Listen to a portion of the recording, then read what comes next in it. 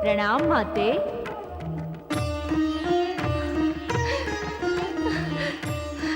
मेरा पुत्र।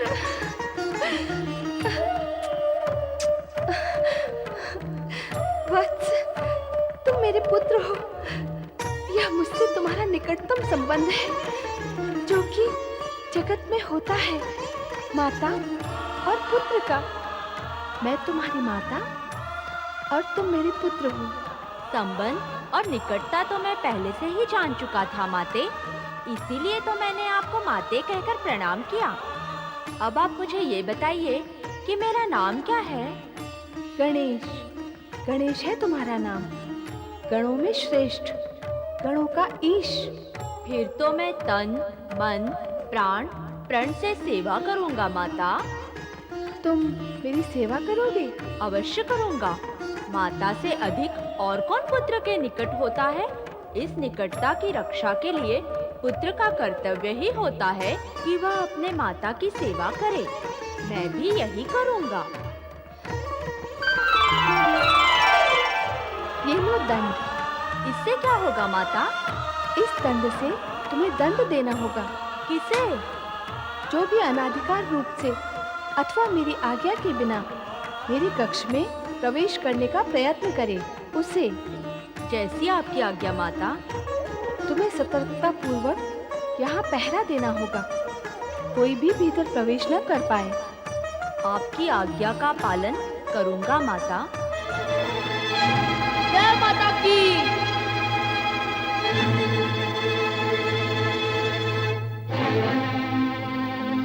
सावधान, अगर अपनी कुशलता चाहते हो तो एक बार आगे न बढ़ाना। हे धृष्ट बालक, मेरा मार्ग अवरुद्ध करने वाला तू कौन है? मेरे स्थान पर खड़े होकर मुझसे प्रश्न करते हो कि मैं कौन हूँ? पहले बताओ कि तुम कौन हो? मैं महादेव हूँ। मुझे भीतर जाना है। आप महादेव हो, आदिदेव हो या परम देव हो अथवा देवों के भी देव हो, इससे मुझे कोई संबंध नहीं। मैं आपको भीतर नहीं जाने दूंगा। क्यों? माता की आज्ञा है। कौन हो तुम और कौन है तुम्हारी माता? जो मेरी माता के विषय में नहीं जानता वो कुछ भी नहीं जानता, और जो कुछ भी नहीं जानता उसे मैं नहीं मानता। अत्यंत प्रिय बालक हो तुम। बालक अवश्य हूँ, पर अपने नियम का कट्टर पालक हूँ, और उनमें से भी नहीं हूँ जो अपनी प्रशंसा सुनकर अनुचित कार्य करने वालों को अनुचित ढंग से मार्ग दे देते हैं। ये तो तुम्हारी कर्तव्य निष्ठा है। अब मुझे भीतर जाने दो। मेरे कर्तव्यनिष्ठ होने और तुम्हारी कर्तव्यनिष्ठा में विश्वास करने से आज्ञा और मर्यादा का उल्लंघन करने का मार्ग तो नहीं खुल जाता, बल्कि मार्ग अधिक कठिन हो जाता है। माता की आज्ञा के बिना कुछ भी संभव नहीं है। नाम तो बताओ अपना और अपनी माता का, जिसकी आज्ञा से तुम यहाँ खड़े हो। अरे, अखिल ब्रह्मांड की अधिष्ठात्री हिमालय सुता उमा भवानी शिवा देवी पार्वती माता को तुम नहीं जानते? मैं उनका पुत्र विश्वेश्वराय गौरी सुताय गणपति गणेश। गौरी सुत? मुझे अब तक याद नहीं कि गौरी ने तुम्हें कब जन्म दिया। याद होगा भी कैसे, मैं तो अजन्मा हूँ, शुद्ध बुद्ध नित्य मुक्त। तुम जाकर अपनी माता से पूछ कर आओ कि महादेव बाहर खड़े हैं और भीतर आना चाहते हैं। तुम अनुमति लेकर आओ, तब तक मैं यहीं खड़ा हूँ। हे जटाधारी महादेव, आप अवश्य ही परम ज्ञानी, ज्ञानी, बुद्धिमान, दिव्य पुरुष होंगे, पर निरा बुद्धिहीन तो मैं भी नहीं हूँ। आप मुझे मेरे स्थान से हटाकर मुझे मेरे कर्तव्य से भी हटाना चाहते हैं। जैसे मैं यहाँ से हटूंगा, आप भीतर प्रवेश करेंगे। नहीं नहीं नहीं, मैं यहाँ से कदापि नहीं हटूंगा। हठी बालक, तू हटेगा कैसे? माता ने डटने के लिए कहा है, हटने के लिए नहीं। ये किससे पाला पड़ गया कैलाशपति? तू जानता है 14 ब्रह्मांडों में मेरे मार्ग को अवरुद्ध करने का दुस्साहस कोई नहीं कर सकता। तू बालक है इसलिए। नहीं तो क्या युद्ध करने का विचार है? आ जाओ। बालक छोटा मुंह और बड़ी बात करता है। बड़ों के मुंह से बड़ी बात निकलेगी नहीं, छोटों के मुंह से आप बड़ी बात निकालने दोगे नहीं तो बड़ी बात जाएगी कहाँ? वैसे युद्ध के विषय में क्या विचार है? वाचाल हट जा नहीं तो। बालक पर वार करना उचित नहीं। मेरे गण तुझे मेरा विचार बताएंगे, मेरे गण तुझे सद्बुद्धि देंगे। गणेश को गण सुबुद्धि देंगे? बंद करो ये सब। आप क्रोध में हैं स्वामी? क्रोध का कारण है, इसलिए क्रोध में हूँ। क्या कारण है भगवान? वो दुष्ट बालक जिसने हमारा मार्ग रोका है। वो बालक कौन है भोलेनाथ, और कहाँ उसने आपका मार्ग रोका है? नंदी, तुम्हारी भी मति मारी गई है। एक तो उस बालक ने दृष्टा की, और अब तुम प्रश्नों की बौछार कर रहे हो। पार्वती के कब्र पर वो खड़ा है और उसने हमें भीतर जाने से रोका है। जाओ, जाकर पता लगाओ वो बालक कौन है और कहां से आया है। बातें तो वो बड़ी बड़ी कर रहा है, पार्वती से अपना संबंध जोड़ रहा है। जाओ, जाकर उसे तुरंत वहां से हटाओ। जाओ। जैसी आपकी आज्ञा भोलेनाथ। आओ भृंगी, चलो मेरे साथ।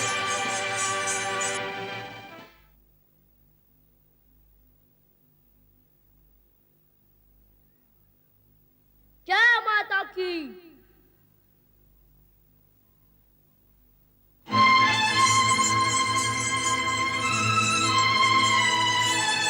सावधान, एक बार भी माता की कक्ष की ओर बढ़ाया तो माता का नाम लेके माथा फोड़ दूंगा तुम सबका। बालक तो बड़ा उद्दंड है। उद्दंड नहीं, हाथ में दंड है, और ये दंड मर्यादा का उल्लंघन करने वालों को दंडित करने के लिए है। बातें तो बड़ी बड़ी करता है, पर तू है कौन?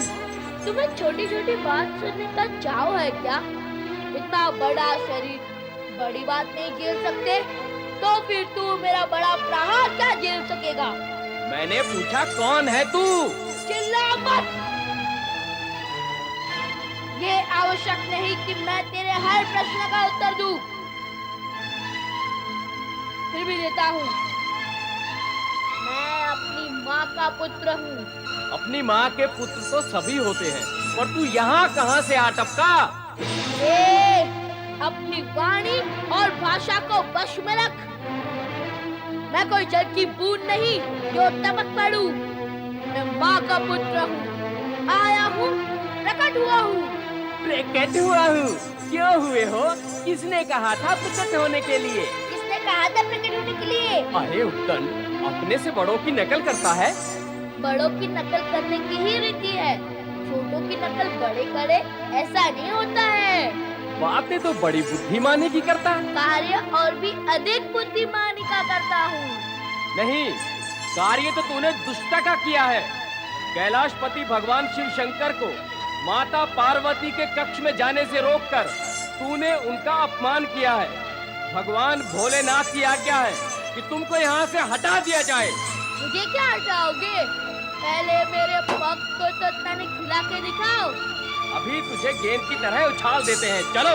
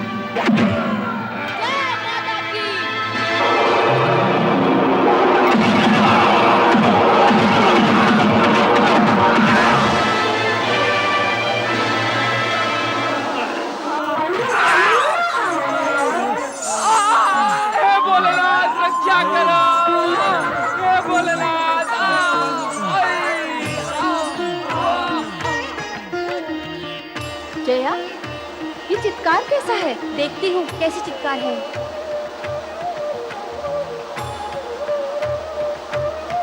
जय माता की।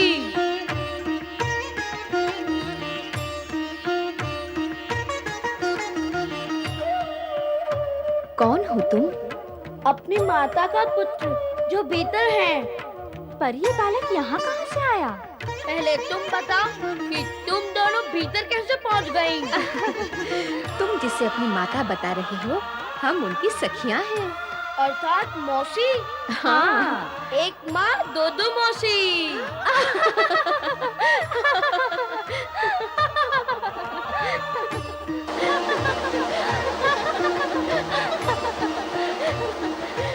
तुम गई थी चित्कार सुनकर और लौटी हो हंसते हुए। क्या हुआ? वहाँ बाहर एक बालक खड़ा है, हाथ में डंडा लिए हुए हैं। वो तुम्हें अपनी माता बता रहा है। वह सत्य ही कह रहा है। क्या? हाँ, मैंने ही उसे जन्म दिया है।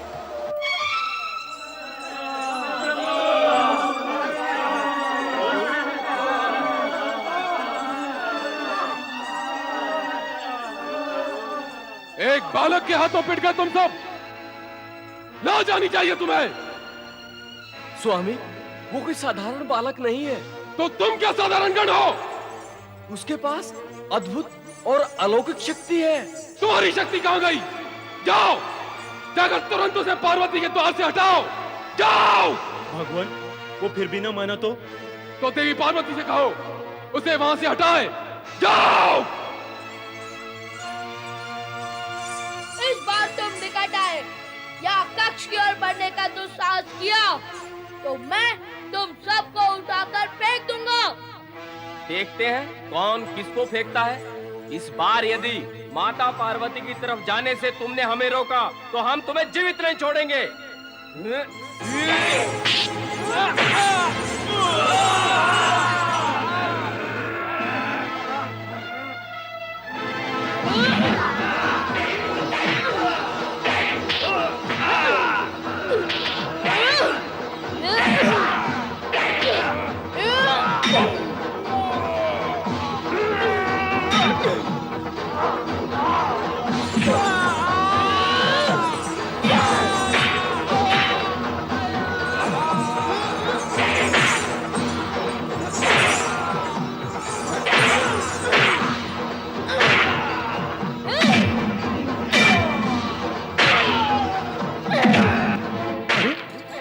ये कैलाश पर कैसी विचित्र लीलाएं हो रही हैं और भगवान शिव मौन है। देवर्षि, मेरा विचार है कि हमें तुरंत कैलाश पर चलकर स्थिति का ज्ञान करना चाहिए। उचित है देवराज। चलो हम शिवजी से ही पूछते हैं ये क्या हो रहा है, क्यों हो रहा है। नारायण नारायण। कैलाशपति देवाधिदेव भगवान शिव शंकर की जय। हे भोलेनाथ, कैलाश पर यह कैसा उत्पात और आर्तनाद छा रहा है, आप इसे रोकते क्यों नहीं? प्रयत्न तो कर रहे हैं। पार्वती के कक्ष के बाहर एक उत्पाती बालक डंडा लिए खड़ा है। ना वो हमें भीतर जाने दे रहा है, ना गण को। अब एक बालक पर हम अपनी शक्ति का प्रयोग कैसे करें? पर यह बालक है कौन प्रभु? और अचानक कैलाश पर कैसे प्रकट हो गया? स्वयं को माता का पुत्र बताते हुए वो पार्वती के कक्ष की ओर संकेत करता है। अब वो वहां से हटे तो हम भीतर जाएं और पूछे पार्वती से कि तुम्हारा ये पुत्र कहां से प्रकट हुआ है। हे भोलेनाथ, आपकी लीला भी न्यारी है। जो माता पार्वती का पुत्र होगा वो आपका भी तो पुत्र होगा। आप तो माता पार्वती से पूछेंगे, परंतु हम सब किससे पूछेंगे? हाय भोलेनाथ, उस बालक से हमारी रक्षा करे। उसकी लाठी में अद्भुत शक्ति है महेश्वर। एक बार और उसके सम्मुख गए तो जीवित नहीं लौटेंगे।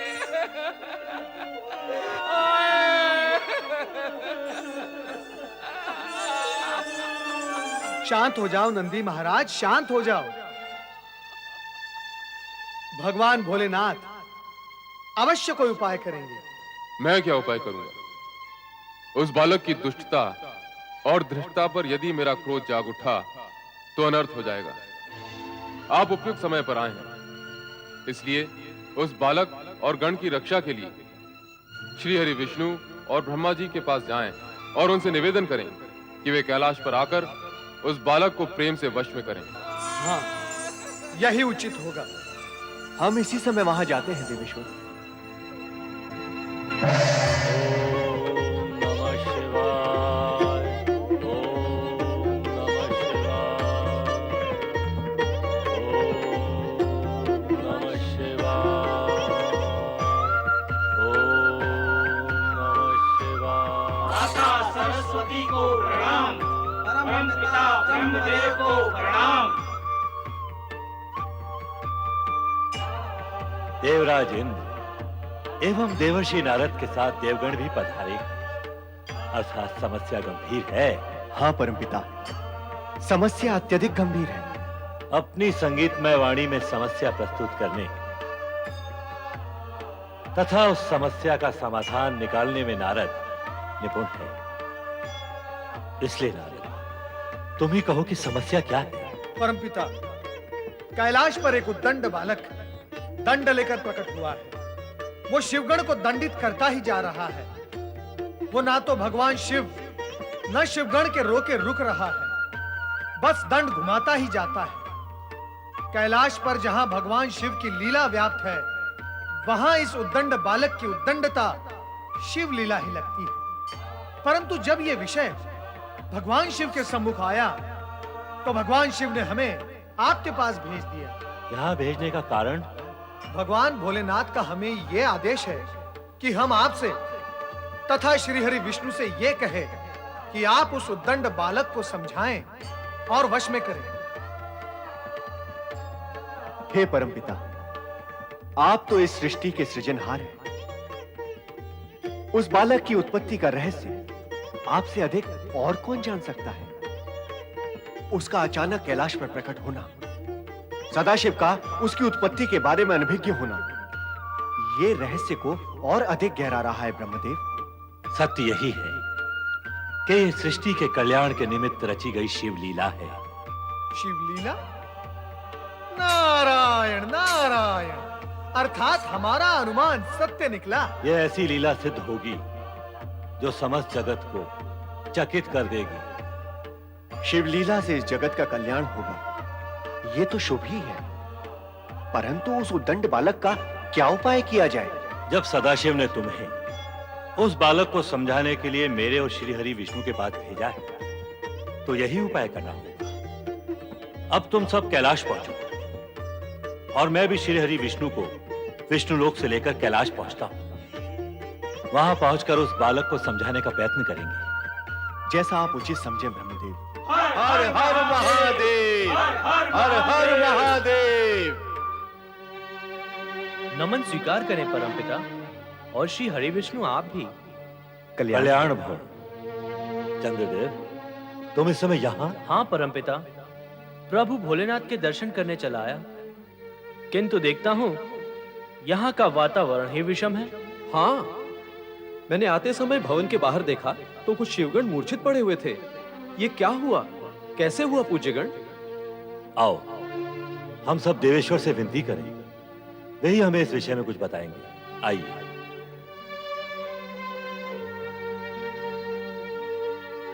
ओम नमो भगवते रुद्राय। महेश्वर, कहाँ है वो उद्दंड बालक? पार्वती के कक्ष के बाहर खड़ा है। आप सभी देवगण उस उद्दंड बालक को बस में करके कैलाश पर शांति स्थापित करें। आश्चर्य का विषय है, कैलाश में अशांति हो गई। कुमार, घोर आश्चर्य का विषय तो यह है कि भगवान भोलेनाथ की उपस्थिति में यह अशांति हो रही है। श्री हरि विष्णु जी, हमें वहां चलकर देखना चाहिए। हाँ, देखें तो ऐसा कौन सा बालक है जिसने इतना उत्पात मचा रखा है? आइए।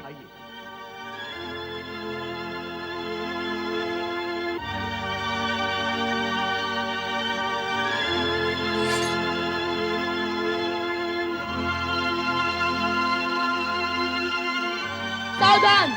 मेरी माता के कक्ष की ओर बढ़ने का प्रयत्न कोई ना करे, इसी में सबका हित है। हम कक्ष में प्रवेश नहीं करना चाहते। तो फिर यहाँ क्यों आए हो? मुझे दर्शन देने या फिर मेरे दर्शन करने? दर्शन तो तुम्हारे कर ही लिए हैं। अब तो तुम्हें समझाने का कार्य शेष है। मुझे समझाने आए हो? अर्थात मुझे ना समझ लिया है? नहीं, ऐसा समझते तो तुम्हारे पास क्यों आते? हम तो तुम्हें यह समझाना चाहते हैं कि क्षमा करें पूज्यगण, समझने की आवश्यकता मुझे नहीं, आपको है। उचित यही होगा कि आप यहाँ से लौट जाएं। क्यों लौट जाएं? हम कार्य पूर्ण किए बिना यहाँ से नहीं लौटेंगे। तुम्हें द्वार से हटा कर जाएंगे। देवगण, हटाओ इस बालक को।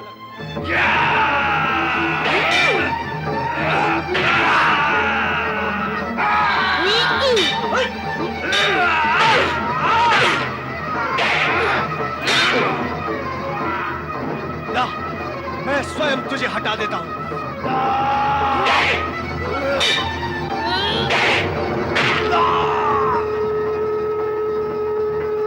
मैं सृष्टि का रचनाकार ब्रह्मा हूं। मेरी बात मानकर ये द्वार छोड़ दो, नहीं तो क्या?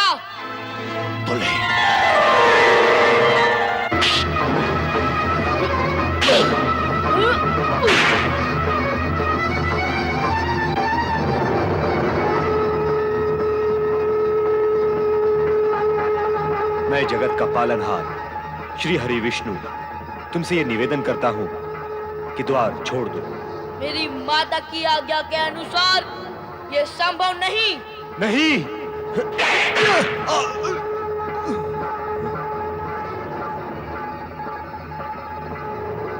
धन्य है वीर बालक, तेरा ये साहस, तेरा ये बल धन्य है। इस विनाश लीला का अंत करे महादेव।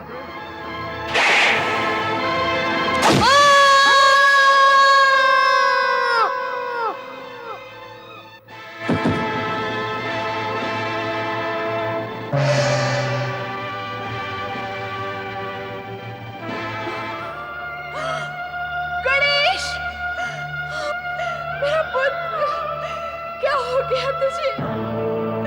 गणेश, गणेश।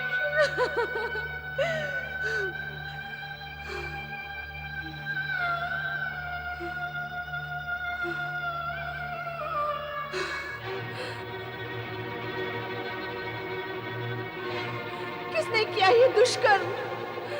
उत्तर दो। क्या अपराध किया था इस बालक ने? उत्तर दो।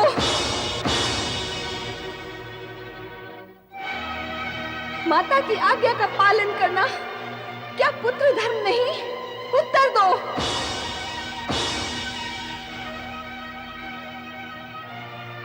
तुम सबका मौन सर्वनाश का सृजक होगा। मैं महाप्रलय मचा दूंगी। मैं अपने पुत्र के विरोधियों का सर्वनाश कर दूंगी। ऐं ह्रीं क्लीं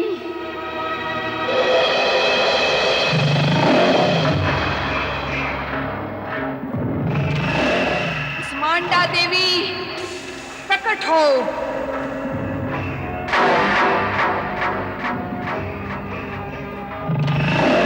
महागौरी,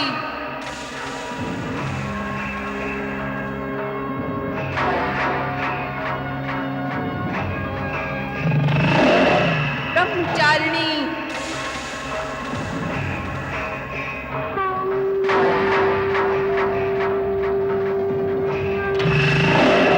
सिद्धिदात्री,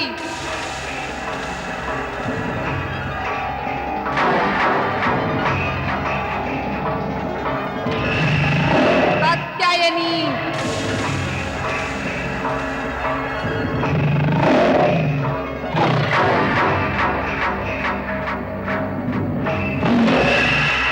शैलपुत्री,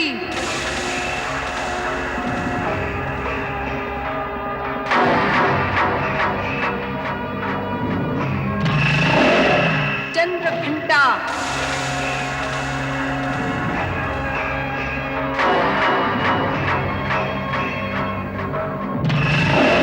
काल रात्रि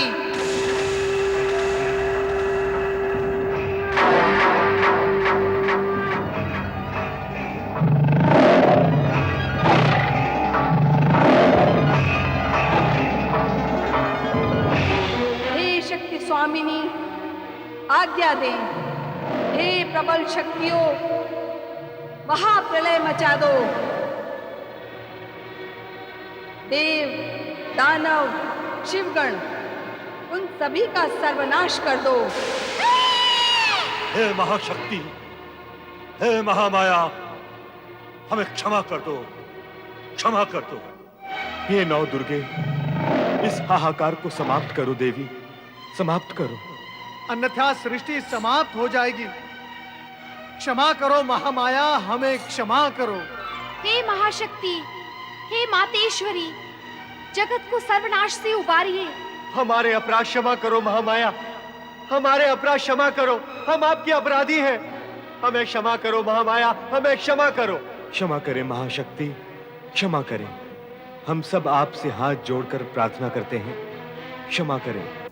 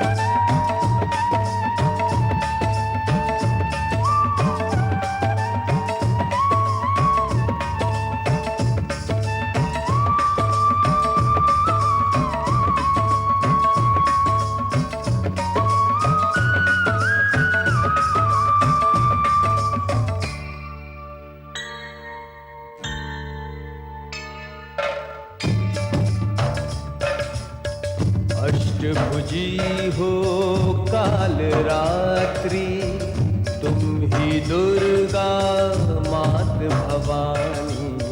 अष्टभुजी हो काल रात्रि, तुम ही दुर्गा मात भवानी। चामुंडा मां ब्रह्मचारिणी,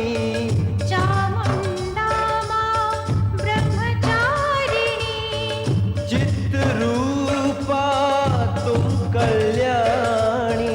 चित्त रूपा तुम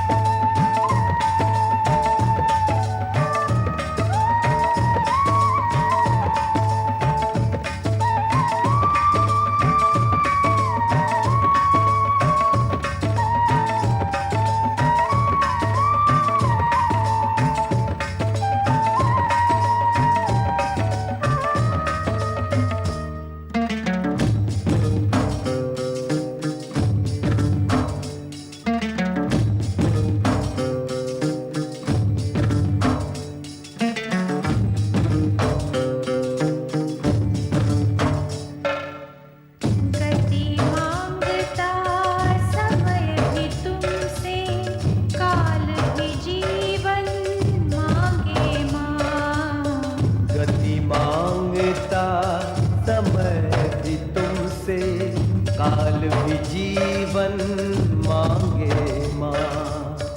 मेघ भी जल की भिक्षा चाहे, मेघ भी जल की भिक्षा चाहे, बिजुली गर्जन मांगे माँ, बिजुली गर्जन मांगे माँ।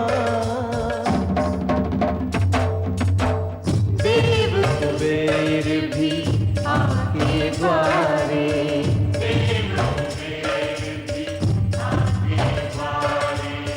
तुमसे अन्न धन मांगे माँ।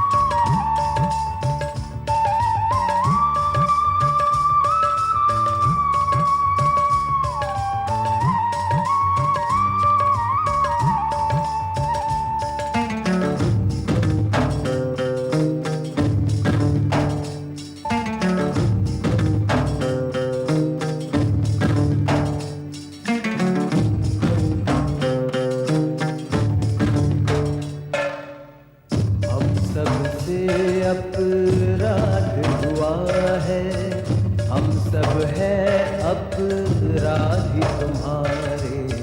हम सबसे अपराध हुआ है, हम सब है अपराधी तुम्हारे। करते हैं अब क्षमा याचना, करते हैं अब क्षमा याचना, शीश झुकाए बाह पसारे, शीश झुकाए बाह पसारे। श्वासों के संग व्याकुल में,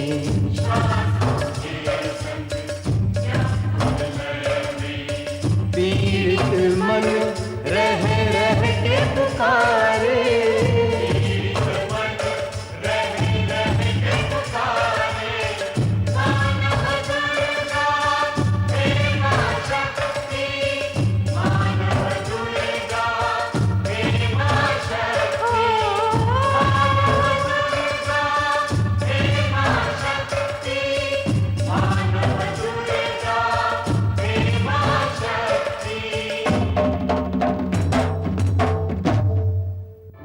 शांत हो जाए महाशक्ति, हे महामाया, लोकहित के लिए शांत हो जाएं।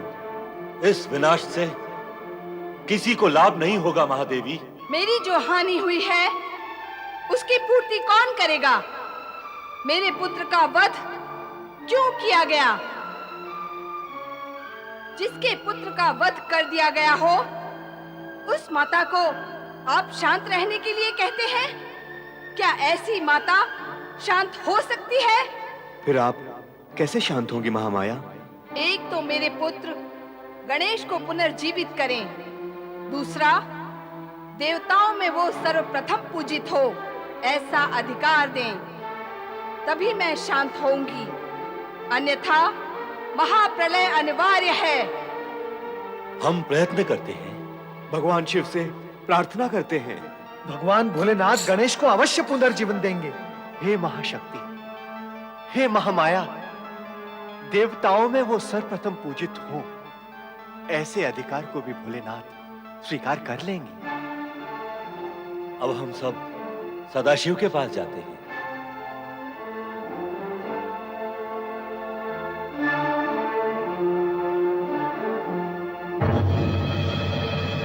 ऐं ह्रीं क्लीं।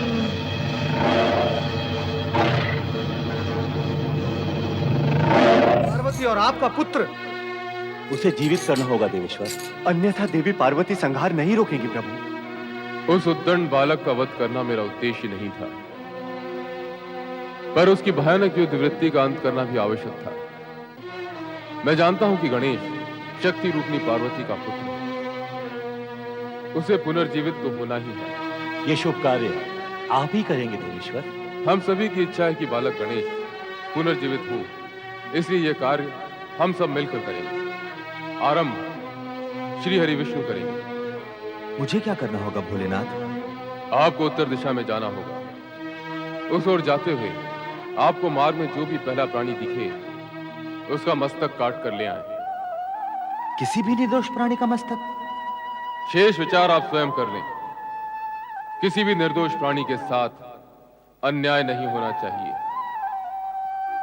ऐसा ही प्रयत्न करूंगा।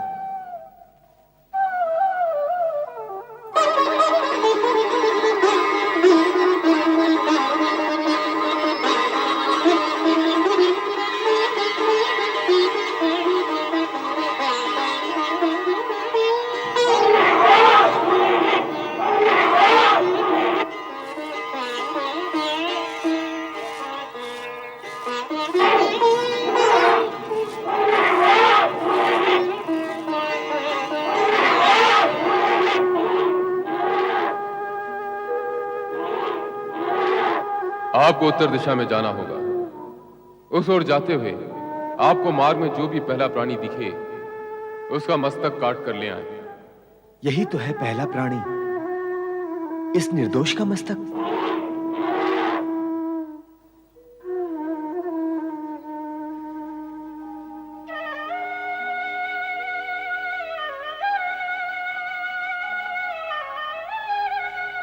ये तो ऐरावत हाथी है। ये निर्दोष नहीं है, ये श्रापित है, जो स्वर्गलोक से पृथ्वीलोक पर पतित हुआ है। इसका मस्तक बालक गणेश के लिए उपयुक्त रहेगा।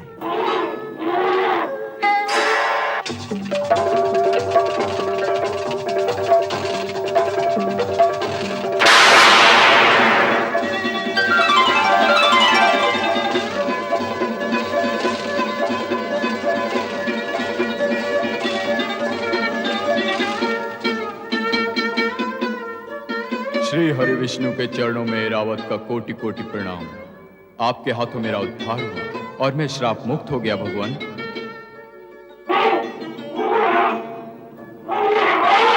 तुम्हारा श्राप काल पूर्ण हो गया था ऐरावत। विधि के विधान में एक एक पल की गणना और गणित है। भगवान शिव द्वारा गणेश का मस्तक काटना और उन्हीं के आदेशानुसार मेरा उत्तर दिशा में जाकर तुम्हारा मस्तक काटना ये संयोग मात्र नहीं है। ये सब निश्चित कार्यक्रम, काल गणना और कार्यफल के अनुसार घटित हुआ है। जाओ, स्वर्ग जाओ। आपकी कृपा से मुझे पुनः स्वर्ग में स्थान मिलेगा प्रभु। जाओ, स्वर्ग जाओ।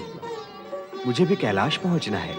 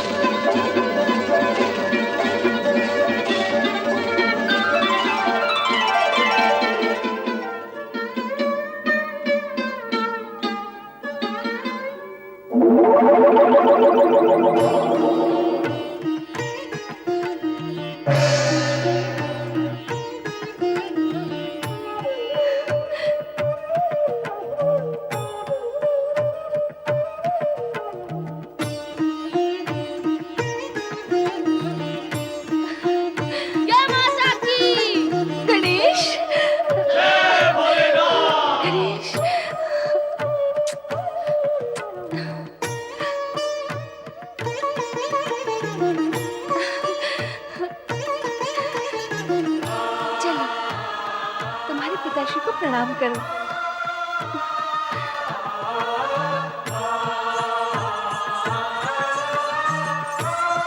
प्रणाम पिताश्री।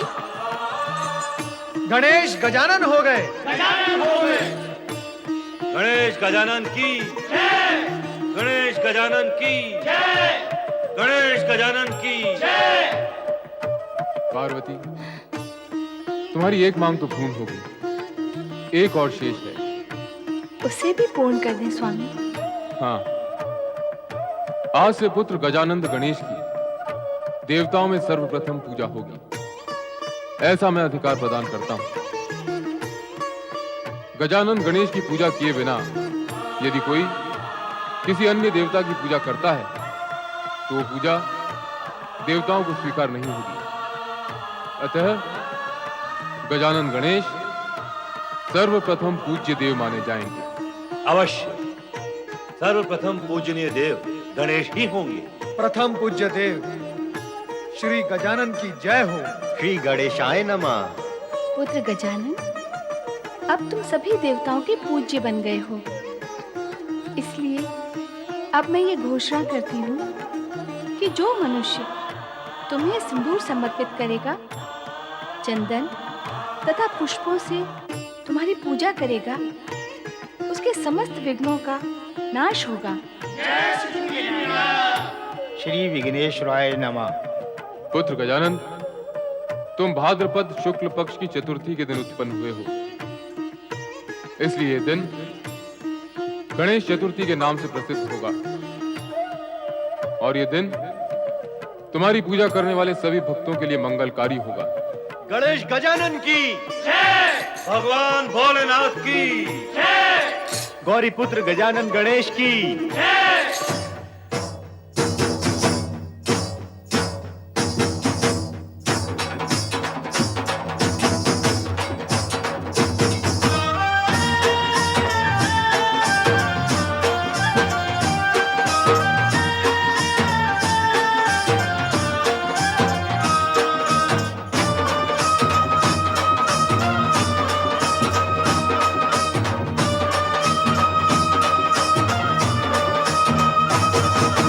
जय जय गौरी पुत्र गणेश, जय जय गौरी पुत्र गणेश, जय जय गौरी पुत्र गणेश, जय जय गौरी पुत्र गणेश। सर्वदेव के प्रथम पूज्य हो, परम हितैषी तुम हो हितेश। सर्वदेव के प्रथम पूज्य हो, परम हितैषी तुम हो हितेश। जय जय गौरी पुत्र गणेश, जय जय गौरी पुत्र गणेश।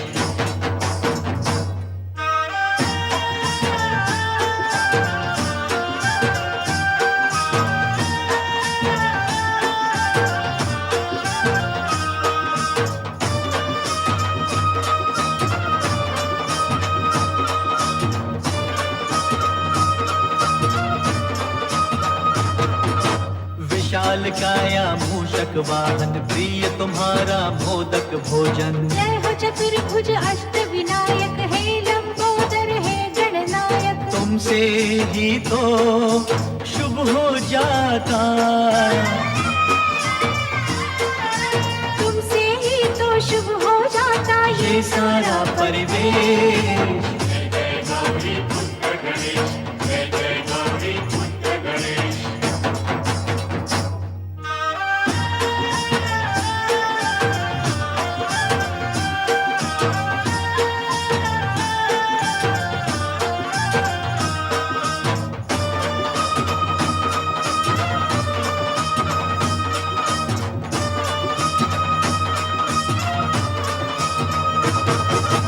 वक्रतुंड हो तुम हो गजानन, मंगल मूर्ति हो भय भंजन। रिद्धि सिद्धि के तुम हो दाता, भाग्य के भी भाग्य विधाता। तुमसे कटते तुम ही हरते,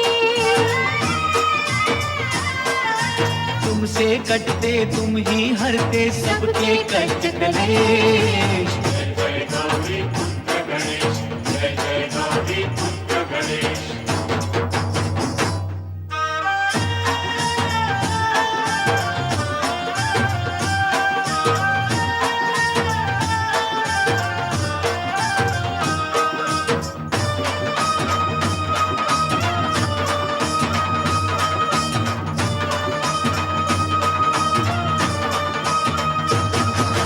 विघ्न हरता हो तुम, सुख करता, जग के पालक हो दुख हरता। तुम ही करता तुम ही कारण, अर्थ समर्थ हो शुभ गुण कानन। तीनों लोक में शेष सभी हैं,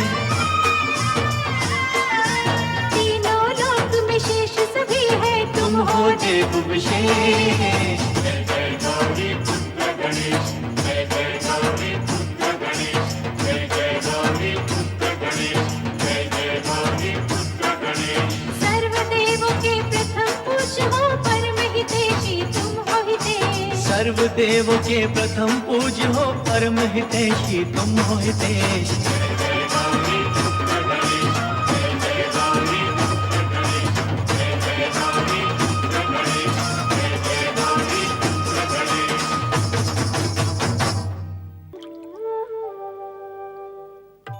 ये किस निद्रा में मग्न हैं आप? सुनिए, ऐसी भी क्या योग निद्रा? मेरे प्रश्न का उत्तर दीजिए स्वामी। स्वामी नारायण नारायण नारायण, लक्ष्मी नारायण नारायण नारायण। श्री हरि विष्णु और माता लक्ष्मी नारद का प्रणाम स्वीकार करें। आओ नारद, भले समय पर आए। माता, क्या मैं इससे पूर्व कभी बुरे समय पर आया हूँ? नारद, तुम शब्दों की खींचतान बहुत करते हो। मेरा अभिप्राय था कि इस समय मुझे तुम्हारी आवश्यकता है। माता, मैं तो सदा आपकी सेवा में उपस्थित हूँ, परंतु आज आप कुछ उद्विग्न दिखाई दे रही हैं। सब कुछ कुशल मंगल तो है ना? जो संपूर्ण जगत का कुशल मंगल विचारते हैं, उन्हें अमंगल क्या होगा? पर इस समय तुम्हारे आने से सुविधा ये हुई है कि तुम मेरी सहायता कर सको। कैसी सहायता माता? मैं तुम्हारे इन नारायण नारायण को बहुत समय से पुकार रही हूँ, पर उत्तर नहीं। जब मुझे मेरी पुकार का उत्तर नहीं मिल रहा, तो तुम्हें तुम्हारे प्रश्न का उत्तर मिलने का तो प्रश्न ही नहीं। आपकी पुकार के स्वर मंद रहे होंगे माता।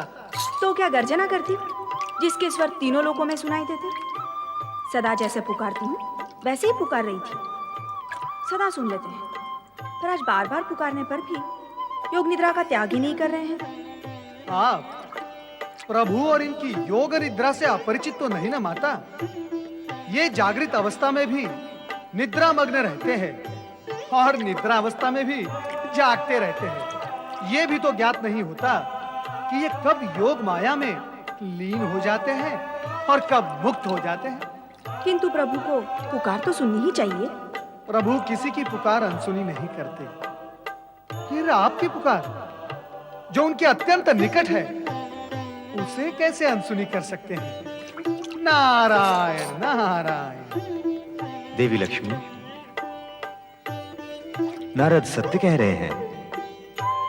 यदि मेरा अनुमान सत्य है तो आप योग माया में लीन भविष्य का कोई दृश्य देख रहे थे, है न प्रभु? उत्तम, अति उत्तम नारद।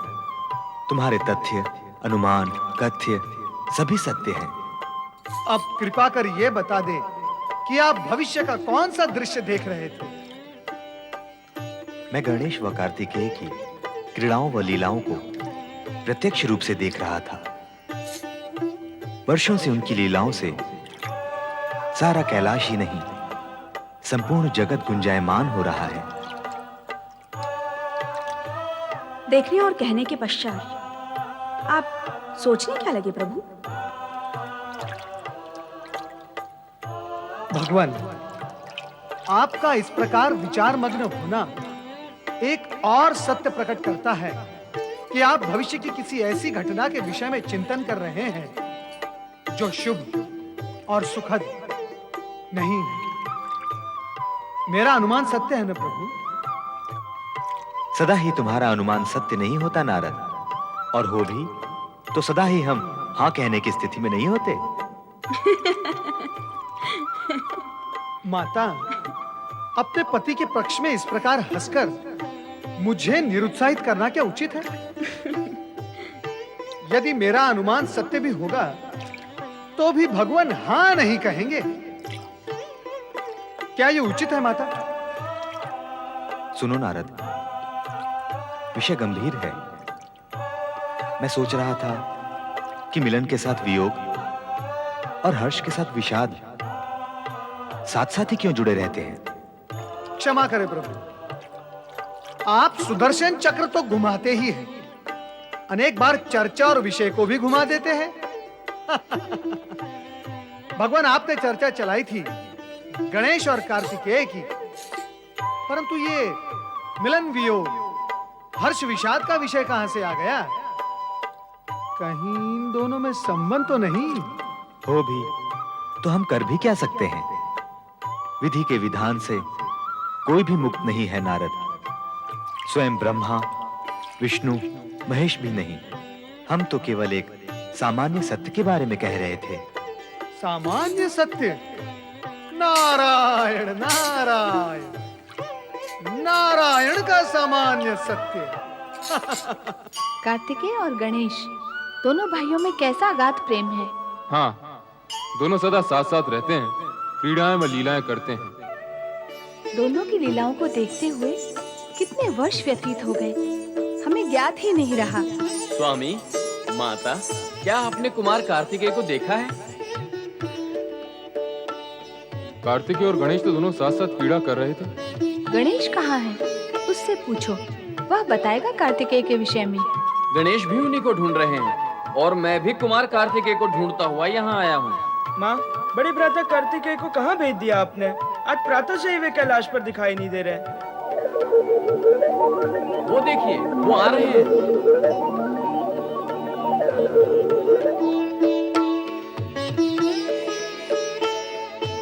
प्रणाम माता। कल्याण भाव। प्रणाम पितृदेव। यशस्वी भव। बड़े भ्राता कार्तिकेय, कहाँ रह गए थे आप? आज प्रातः से ही मैं आपको ढूंढ रहा हूँ। हाँ पुत्र, बिना बताए कहाँ चले गए थे तुम? हम सब चिंतित थे। जाया करो तो बताकर जाया करो। माता, मेरा मन जब भी अगस्त ऋषि से मिलने का इच्छुक होता है तो मैं दक्षिण दिशा में स्थित उनके आश्रम में चला जाता हूँ। बताकर जाते तो हमें चिंता न होती। भविष्य में ध्यान रखना। आपकी आज्ञा का पालन करूंगा माता। चले बड़े भ्राता, चलकर खेल खेलते हैं। हाँ अवश्य, चलो चलो चलो।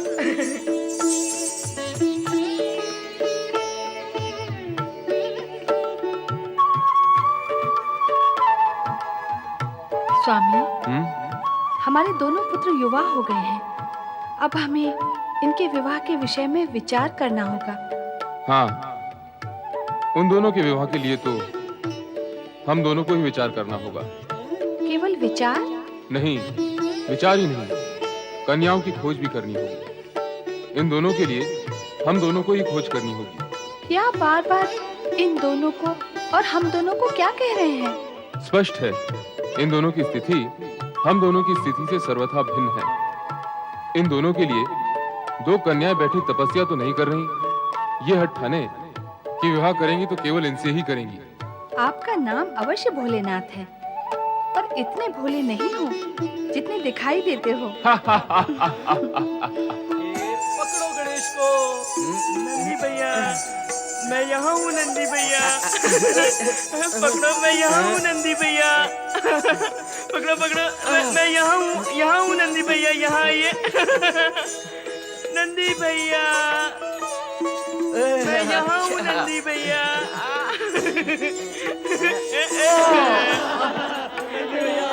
नंदी भैया हार गए, हार गए, हार गए। भिंगी, तुम मेरी आंखों पे पट्टी बांधो, मैं पकड़ूंगा गणेश को।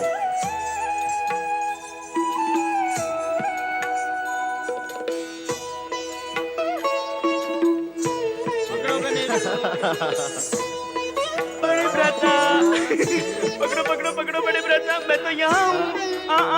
नहीं नहीं, बड़े भ्राता, कार्तिकेय भ्राता, मैं यहाँ हूँ। आइए आइए, यहाँ आइए बड़े भ्राता, मैं यहाँ हूँ। बड़े भ्राता, मैं तो यहाँ हूँ।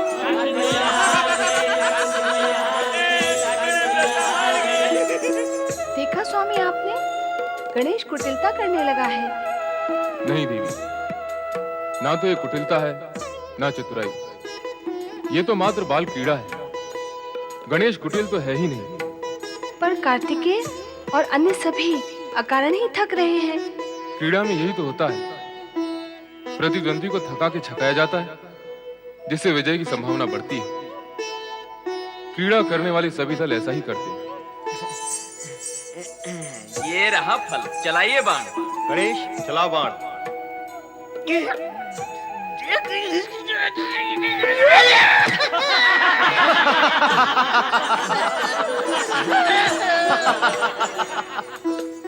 अरे डरते क्यों हो? डटे रहना, डटे रहना। गणेश,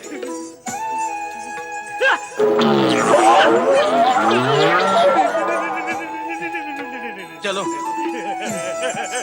अरे डरते क्यों हो? डटे रहना। हाँ।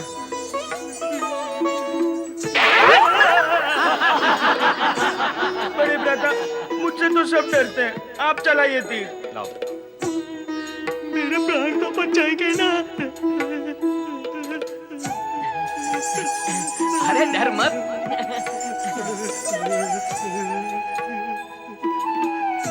चलाइए बड़े भ्राता।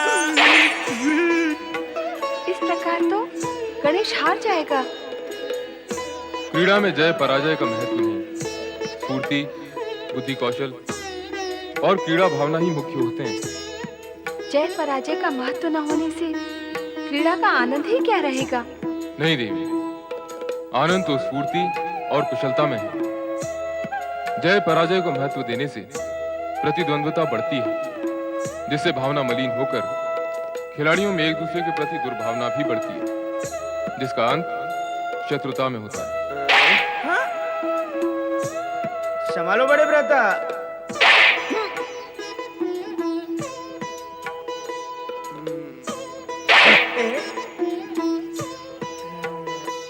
ये लो बड़े भ्राता। गणेश, तुम कुटिलता कर रहे हो। बड़े भ्राता, छोटा हूं ना, भूल तो हो जाती है। दोनों भाइयों में प्रेम और स्नेह है। होना भी चाहिए, स्वाभाविक है। चर्चा का विषय तो तब होता जब दोनों में वैर अथवा घृणा होती। पर स्वामी, क्या यह आश्चर्य का विषय नहीं कि भाइयों में वैर और घृणा होती है? आश्चर्य उनके लिए जो प्रेम और स्नेह की गति को स्वाभाविक और जीवन का एक आवश्यक अंग मानते हैं। पर जो स्वार्थ, भौतिकता और अधिकार के भ्रम में पड़कर मिथ्या सुख को ही सर्वोपरि मानते हैं, उन्हें ना तो आश्चर्य होता है, ना ही लाज आती है। जगत में व्याप्त सत्य कुछ भी हो, पर हमारे पुत्रों में प्रेम भाव है। हाँ, सो तो है।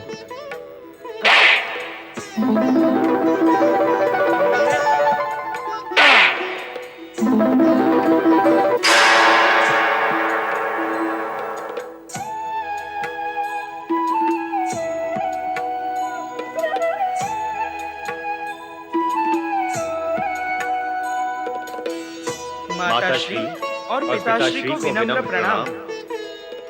कल्याण भव। अरे, तू अब तक पुष्प लिए घूम रही है? मैं घूम नहीं रही, प्रतीक्षा कर रही हूँ। अच्छा, तो अब तू भी प्रतीक्षा करने लगी? बुद्धि की बैरी, वाणी को विराम दे। मैं भगवान शिव की प्रतीक्षा कर रही हूँ कि कब वो समाधि स्थल पर आए और मैं उन्हें पुष्प अर्पित करूँ। देख देख, वो आ गए। दोनों पुत्रों की आयु विवाह योग्य हो गई है। अब हमें इनका विवाह कर देना चाहिए। मैं दोनों से पूछकर उनकी इच्छा भी जान लेती हूँ। क्या पूछना उनसे? उनकी इच्छा अर्थात यही कि वे भी विवाह के लिए सहमति दें। लगता है दोनों में महत्वपूर्ण चर्चा हो रही है, इसीलिए तो विलंब हुआ है। देवी पार्वती, हम दोनों उनके माता पिता हैं और वे हमारी संतान। अभी वो युग नहीं आया है कि विवाह के लिए संतान की इच्छा और सहमति आवश्यक हो।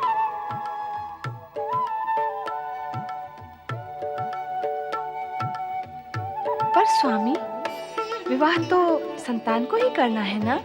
तो क्या इसका निर्णय संतान करेगी? तुम इस सत्य को क्यों भूल रही हो देवी कि हमारे दोनों पुत्र विवेकशील और बुद्धिमान हैं, और ऐसी बुद्धिमान संतान ये भी अवश्य मानती है कि उनके माता पिता उनसे अधिक बुद्धि और विवेक रखते हैं, और वे जो भी निर्णय लेंगे उनका हित विचार कर ही लेंगे। माता पिता की इच्छा और निर्णय के विरुद्ध अविवेक और युवावस्था के उन्माद में विवाह करने का युग अभी नहीं आया देवी। पूज्य माता पिता के श्री चरणों में हमारा प्रणाम। सदा कल्याण हो और सदा कल्याणकारी रहो। अद्भुत आशीर्वाद। सदा कल्याण हो और सदा कल्याणकारी रहो। हाँ देवी, दूसरों का कल्याण करने वालों का सदा कल्याण होता है, इसलिए सुख की कामना करने वालों को कल्याण कार्य करते रहना चाहिए। माँ, पिता श्रेष्ठ का ये मंत्र हम आत्मसात करेंगे, किंतु ये बताइए कि आपने हम भाइयों को आशीर्वाद क्यों नहीं दिया? तुम दोनों को तो मैं अनेकानेक आशीर्वाद दे चुकी हूँ। ओहो, तो अब अन्य किसी को आशीर्वाद देने का विचार है? हाँ, भला बताओ तो किसे? अपनी पुत्र वधुओं को। पर वे हैं कहाँ?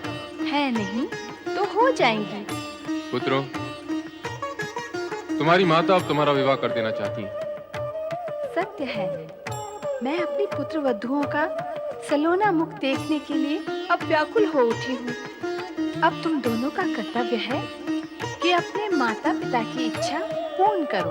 दोनों का नहीं माँ, केवल गणेश का। क्यों? तुम क्यों अपने कर्तव्य से भागना चाहती हो? पिताश्री, मेरी विवाह करने में रुचि नहीं। मैं इस बंधन में पड़ना नहीं चाहता। मैं तो जन जन में धर्म और शिव भक्ति का प्रचार करना चाहता हूँ। करो, पर विवाह तुम्हें कहाँ बाधक है? विवाह का बंधन और दायित्व धर्म कार्य में योग साधना नहीं करने देता। बस बस, तुम्हारे पिताश्री से बढ़कर योगी इस जगत में कोई नहीं है, फिर भी वो विवाहित है। पिताश्री, आप मौन क्यों हैं? मेरा मौन तुम्हारी माता के पक्ष का समर्थन कर रहा है पुत्र। जगत में कोई भी ऐसे माता पिता नहीं है जो अपनी संतान का कुंवारा रहना सहन कर सके। मेरे पूज्य माता पिता, जब तक बड़े भ्राता कार्तिकेय इस गंभीर विषय पर विचार करें, तब तक अपनी सेवाओं को प्रस्तुत करते हुए आपकी आज्ञा पालन करने के लिए मैं उपस्थित हूँ। किंतु समस्या तो यही है कि मुझ गजवदन को अपनी कन्या कौन देगा? अप्रिय सत्य को तुमने विरोध में कहा है पुत्र, किंतु इसी सत्य का एक दूसरा पक्ष भी है।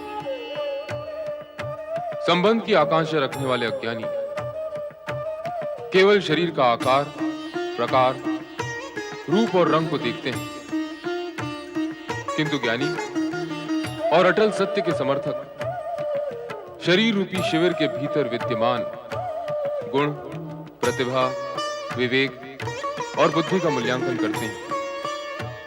तुम बुद्धि निधि हो गणेश।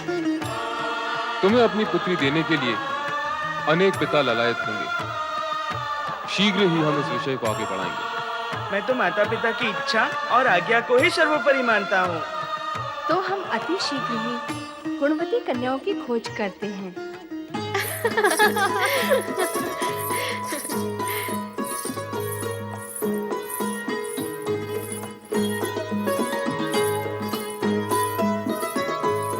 बुद्धि का प्रणाम स्वीकार करें पिताश्री। सिद्धि का प्रणाम स्वीकार करें पिताश्री। आयुष्मान भव पुत्री हो, सदा सुखी और प्रसन्न रहो। हमारे सुख के लिए हमें तीर्थ यात्रा पर जाने की आज्ञा दे पिताश्री। हाँ पिताश्री, हम दोनों बहनें तीर्थ यात्रा पर जाना चाहती हैं।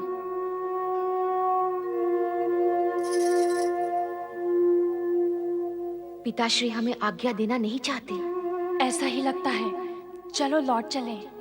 नारायण नारायण नारायण। प्रणाम देवर्षि। कल्याण भव।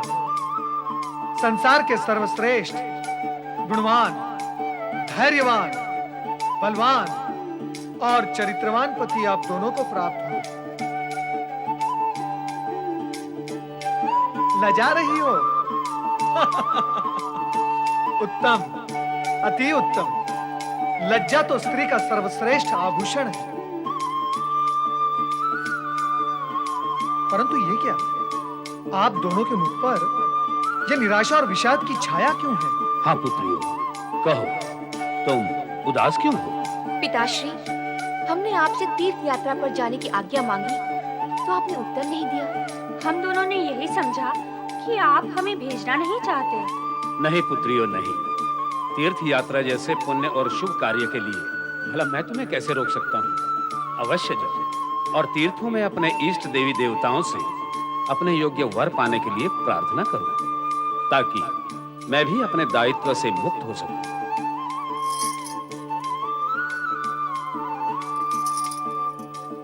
नारायण नारायण।